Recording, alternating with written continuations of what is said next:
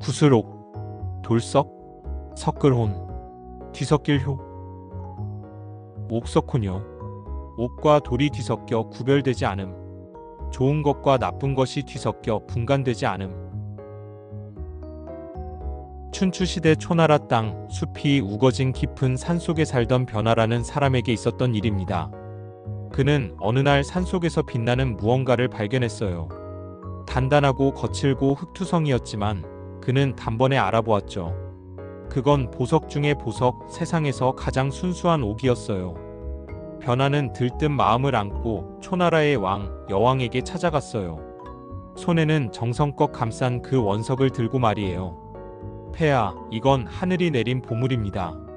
진귀한 옥이죠. 초나라의 위엄을 빛낼 국보가 될 것입니다. 하지만 왕은 눈썰미가 별로 없었고 그의 옥 감별사도 코를 찡긋하며 말했죠. 이건 그냥 돌덩이입니다. 참으로 칙칙한 돌멩이군요. 결국 변화는 왕을 속이려 했다는 누명을 쓰고 왼쪽 다리가 잘리는 끔찍한 형벌을 받았어요. 그렇게 왼쪽 다리를 잃은 변화는 집에 돌아와 자신의 돌덩이를 가만히 바라보았어요. 하지만 아무리 보아도 이건 분명 귀하디귀한 옥이 틀림없었죠. 시간이 흘러 여왕이 죽고 무왕이 왕좌에 오르자 그는 다시 그 옥을 왕에게 바쳤어요. 그러나 무왕과 그의 감정사의 눈에도 역시 그의 돌은 그저 돌일 뿐이었죠. 변화는 그나마 멀쩡하던 오른발이 잘리는 형벌을 받았어요. 그는 돌을 품고 산기슭에 앉아 며칠 밤낮을 울었습니다. 그러나 그런 와중에도 그의 눈엔 그 돌이 틀림없는 옥이었죠. 그것도 아주 귀하디귀한 옥이었어요. 시간이 흘러 무왕도 죽고 문왕이 왕위에 오르자 변화는 다시 한번 자신의 옥을 새로운 왕에게 바쳤어요. 다행히 문왕의 반응은 선왕들과 달랐어요.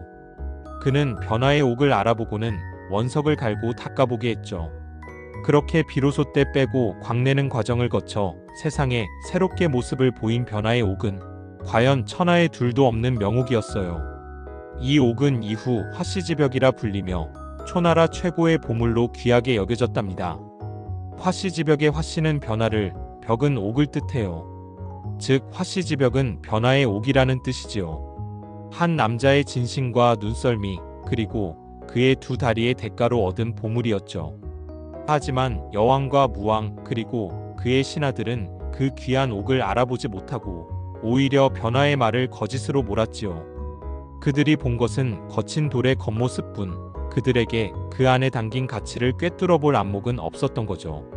이처럼 진짜 보석도 그 진가를 알아보는 눈이 없으면 그저 돌멩이로 오해되기 마련입니다.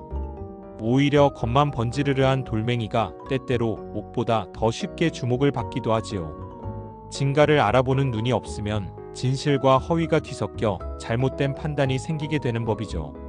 중요한 것은 실제로 세상에는 옥과 돌이 진실과 허위가 마구잡이로 뒤섞여 있다는 사실입니다. 이와 같이 좋은 것과 나쁜 것이 뒤섞여 진짜와 가짜, 선과 악, 훌륭함과 하찮음이 분간되지 않는 상태를 옥석혼요라고 해요. 옥과 돌이 뒤섞여 구별되지 않는다는 뜻이죠. 이 표현은 동진시대 도가 사상가 가롱에 져서 포박자에 등장한 말로 이후 널리 알려지게 되었어요. 가롱은 이 책에서 당시의 세태를 비판하며 이렇게 말했어요. 시경이나 서경 같은 고전은 마치 도덕과 의리의 넓고 깊은 바다와 같고 그를 따르는 수많은 학파와 여러 사상가들의 글은 그 바다를 채워주는 작은 시냇물과 같습니다. 방법은 다를지언정 결국 모두 사람답게 사는 도리를 닦는 데 도움이 되죠. 옛사람들도 뛰어난 인재를 얻기 어렵다고 말했지만 그렇다고 곤륜산에서 나온 옥이 아니라는 이유로 보석을 버린다거나 성인의 글이 아니라고 해서 그 안에 담긴 지혜를 무시하지는 않았습니다. 그 앞에 최고나 정통의 이름을 달고 있지 않더라도 그 안에 담긴 진짜 가치를 봐야 하는 것이죠.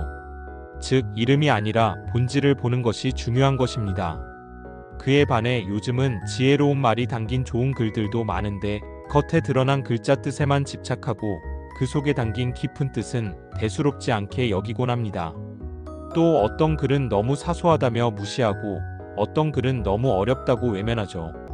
그런 이들은 쌓이고 쌓인 먼지가 산이 된다는 것도 모르고 여러 색깔이 모여야 무지개가 된다는 사실도 모릅니다. 대신 겉만 화려하고 속은 텅 빈 시나 글을 즐기고 정작 깊은 뜻이 담긴 고전이나 명언은 하찮게 취급하지요. 그래서 결국 진짜와 가짜가 뒤섞이고 고상한 음악이 천한 음악처럼 무시당하고 좋은 옷이 누더기처럼 취급당하는 현실이 된 것이죠. 가롱이 포박자를 지피라는 것은 대략 서기 320년경으로 지금으로부터 대략 1700년 전이죠. 그런데 꼭 1700년 전 이야기라고만은 할 수 없을 정도로 오늘날의 세태를 떠올리게 하지 않나요?